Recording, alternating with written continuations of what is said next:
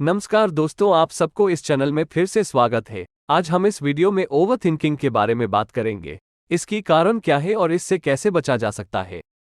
चलिए तो फिर सफर का शुरुआत किया जाए। दूसरों के प्रति आत्म जागरूकता और सहानुभूति विकसित करने से हम अपनी भावनाओं को पहचान सकते हैं और उन्हें प्रबंधित कर सकते हैं। साथ ही यह भी समझ सकते हैं कि हमारे निर्णयों का दूसरों पर क्या प्रभाव पड़ता है। भावनात्मक रूप से बुद्धिमान निर्णयकर्ता पारस्परिक गतिशीलता को बेहतर ढंग से नेविगेट करने, प्रभावी संबंध बनाने और अपनी टीमों के भीतर सहयोग को बढ़ावा देने, एक सकारात्मक कार्य वातावरण बनाने में सक्षम होते हैं, जो विकास और उत्पादकता को बढ़ावा देता है।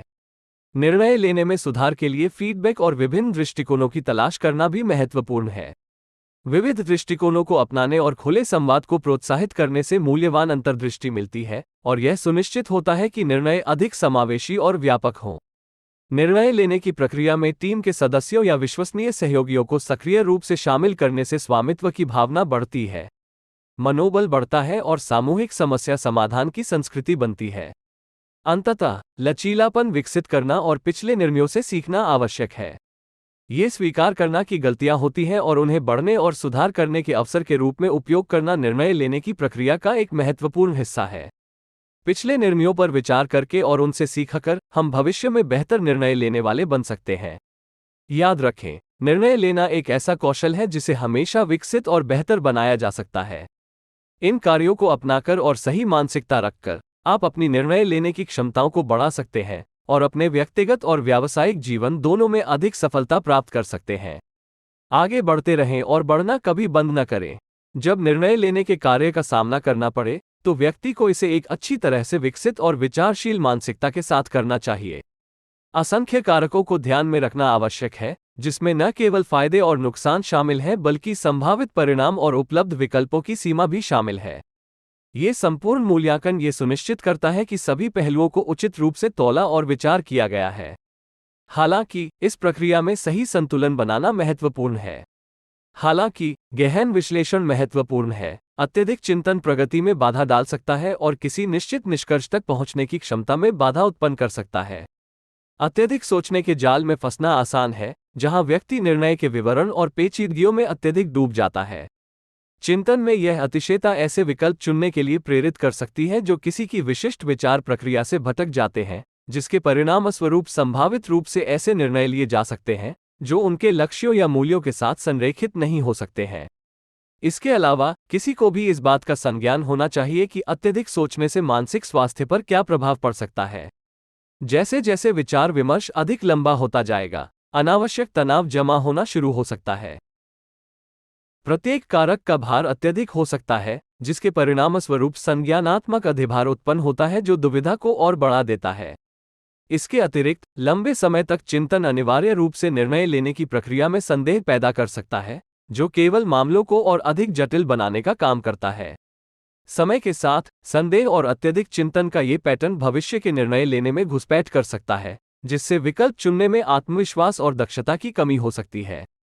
ज्यादा सोचने के प्रभाव को कम करने के लिए अस्थायी रूप से एक कदम पीछे हटना मददगार हो सकता है।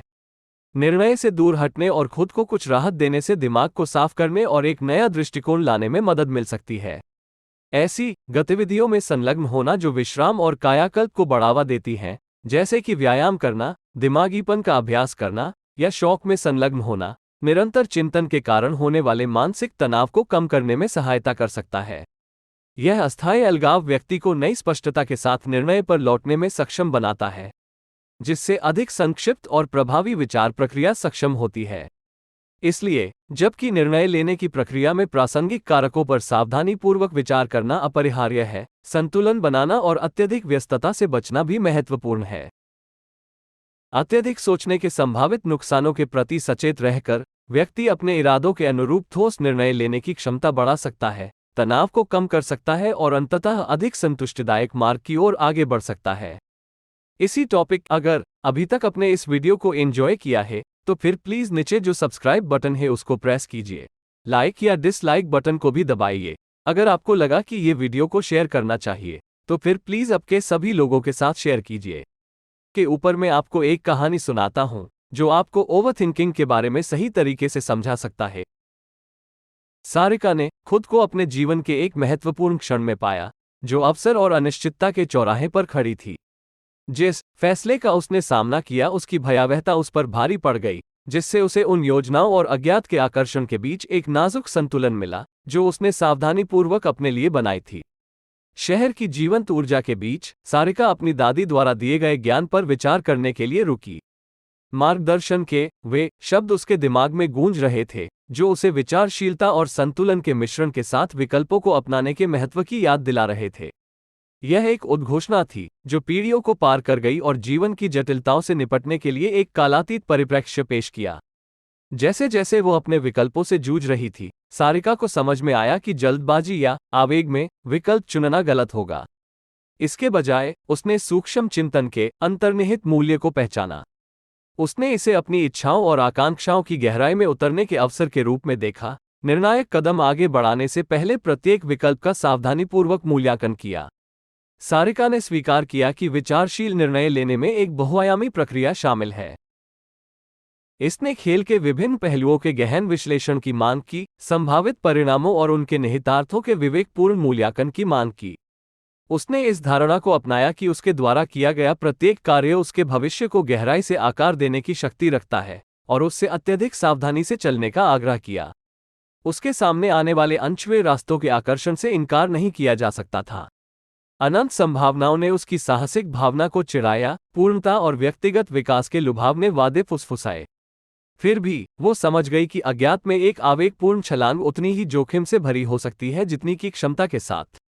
इसलिए सारिका ने नई शुरुआत के उत्साह को अपनाने और अपने पिछले अनुभवों के सबक पर विचार करने के बीच एक नाजुक संतुलन बनाने का संकल्प लिया। उन्होंने माना कि उनकी दादी की सलाह पूरी तरह से ज्यादा सोचने से बचने के लिए नहीं थी, बल्कि सावधानीपूर्वक विचार विमर्श और सहज प्रेरणा का सामंजस्यपूर्ण मिलन खोजने के लिए थी। शहर के उस हलचल भरे चौराहे पर सारिका दृढ़ खड़ी थी, उसका मन संभावनाओं और अनिश्चितताओं में घूम रहा था। हर गुजरते पल के साथ वो और अधिक जागरूक होती गई कि उसके भविष्य का भार पूरी तरह से उसके कंधों पर है। अपनी दादी के शब्दों को अपनी मार्गदर्शक रोशनी के रूप में लेकर वह अज्ञात क्षेत्र में आगे बढ़ी और भूल भुलैया वाले रास्तों पर चलने के लिए तैयार हो गई, जो अंततः उसके जीवन की दिशा तय करेगी। अपनी दादी की सलाह के आलोक में सारिका ने उनकी सलाह का पालन करने का एक ईमानदार विकल्प चुना और जानबूझकर एक कदम पीछे लिया और अपने लिए सांत्वना और राहत पाने के लिए जगह बनाए।